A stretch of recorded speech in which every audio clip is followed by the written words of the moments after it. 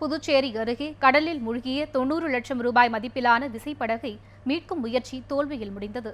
புதுச்சேரி பிள்ளைச்சாவடி பகுதியைச் சேர்ந்த பெருமாள் தேங்காய்திட்டு துறைமுகத்தில் விசைப்படகு மூலம் மீன்பிடித்து வருகிறார். தம்முடைய விசைப்படகை படகு நிறுத்து தளத்தில் நிறுத்தியிருந்தார்.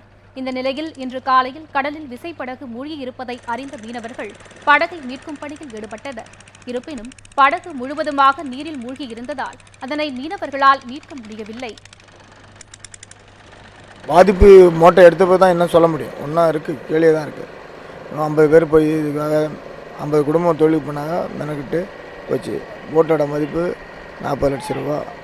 அதில் வந்து புதுசாக வேணால் 1 கோடி ரூபா, போட்டோட 40 லட்ச ரூபா. இது என்ன நடந்துன்னு எங்களால் கண்டுபிடிக்க முடியல. தெரிஞ்சுக்கின மோட்டை ஏற்றிட்ட பிறகு பாதிப்பு இருந்தால் ஒரு சில பேரில் நான் குற்றச்சாட்டு கம்ப்ளைண்ட் பண்ணுவோம்.